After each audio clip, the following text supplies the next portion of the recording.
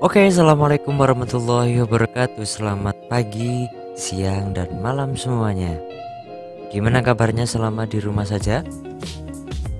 Semoga semuanya dalam keadaan baik-baik ya, dalam keadaan sehat walafiat dan tiada kendala maupun sakit apapun. Oke, dalam pelajaran hari ini saya akan menjelaskan mengenai tema memperkuat akidah Islam dalam mata pelajaran akidah akhlak.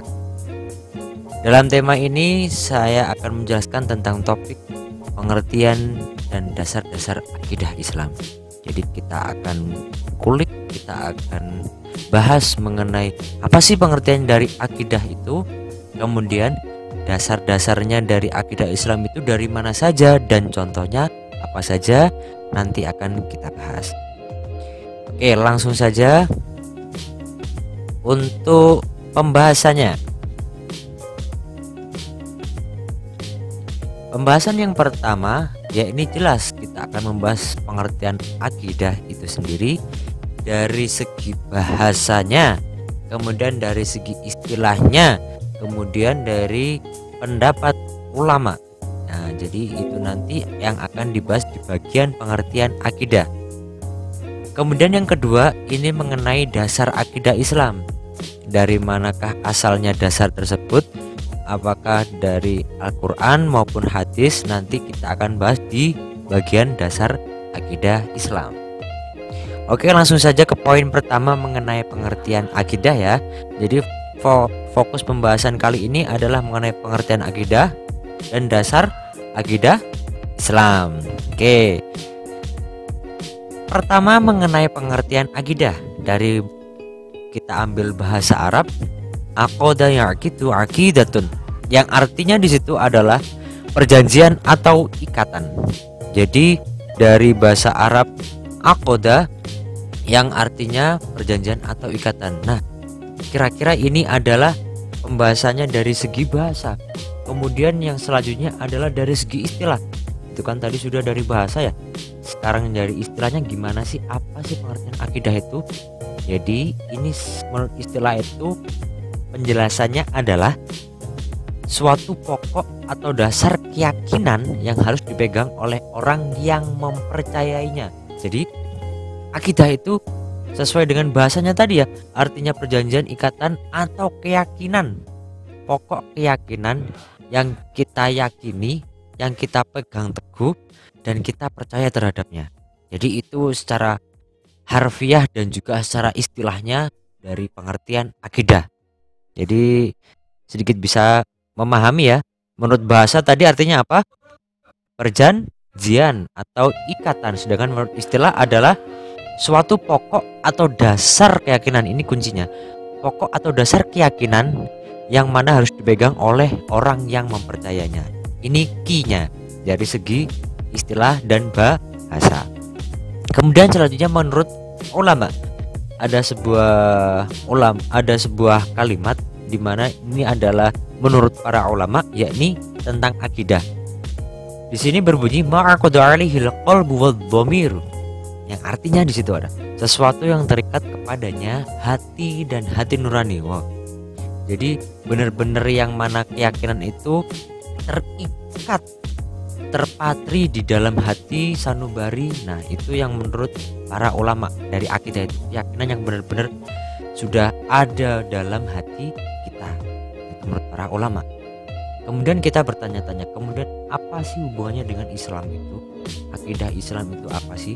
Nah, ini secara penjelasannya menurut dari kesimpulan tadi ya.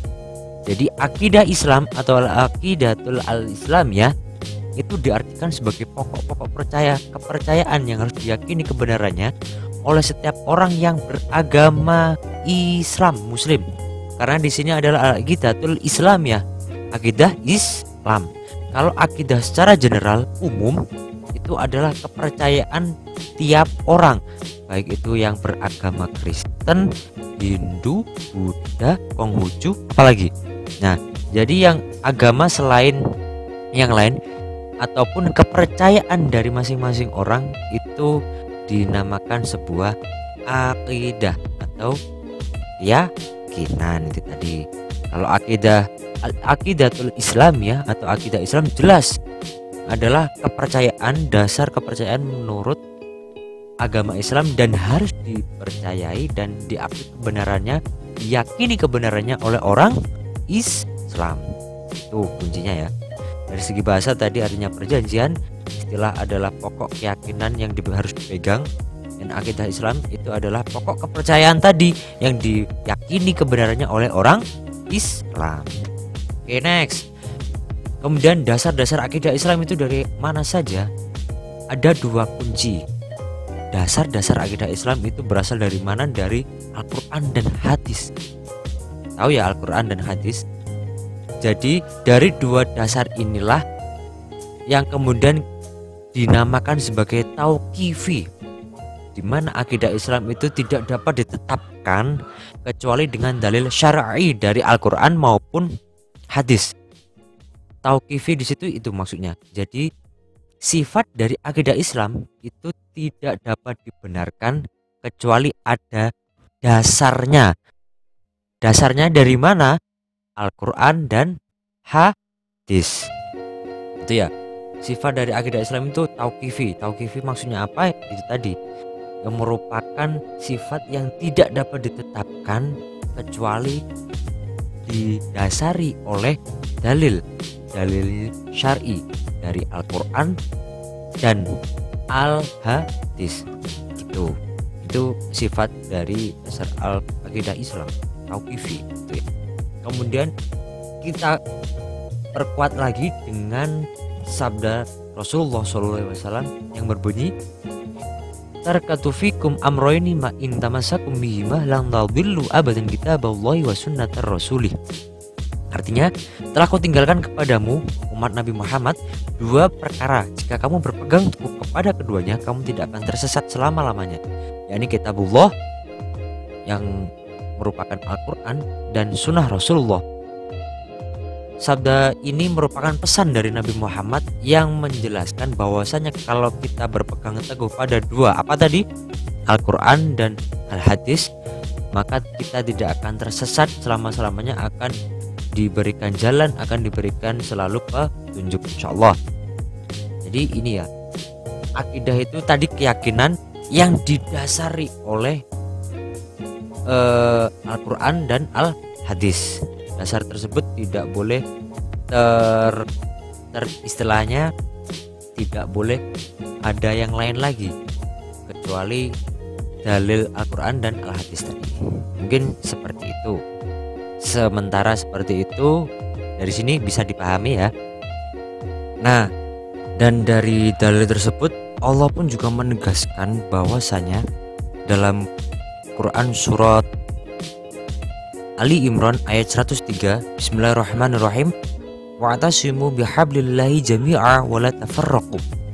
Dan berpeganglah kamu semuanya kepada tali agama Allah dan janganlah kamu bercerai-berai. Ini adalah sebagai penjelasnya juga, selain dari pesan dari Nabi Muhammad SAW yang berpegang teguh pada Al-Quran dan Al-Sunnah hadis, juga dikuatkan, diteguhkan lagi dalam firman Allah Quran surat apa? Ali Imran ayat 103. Oke, selanjutnya dasar akidah yang pertama tadi mengenai Al-Quran. Nah, Al-Quran itu apa sih? Al-Quran merupakan kalamullah, firman Allah yang diturunkan kepada siapa? Nabi Muhammad SAW melalui perantara malaikat Jibril. Jadi Al-Quran merupakan kalamullah, firman Allah yang diturunkan kepada Nabi Muhammad yang melalui perantara malaikat Jibril, dilakukan secara berangsur-angsur. Itu secara general, secara umum pengertian dari Al-Quran itu sendiri. Kemudian di sini ada dasar-dasar tentang akidah Islam yang kita kutip, yang kita dasarkan Al-Quran itu satu surat yang sering sekali kita baca, Quran surat Al-Ikhlas ayat 1 sampai 4. Kita baca bareng-bareng. Bismillahirrahmanirrahim. Qul huwallahu ahad, Allahus samad, lam yalid wa lam yulad wa lam yakul lahu kufuwan ahad. Yang artinya, Dialah Allah yang Maha Esa. Nah, ini merupakan salah satu pengesaan Tuhan, pentauhidan terhadap Allah, yang mana tiada lain selain Allah yang Maha Esa, yang Maha Satu. Allahus Somad.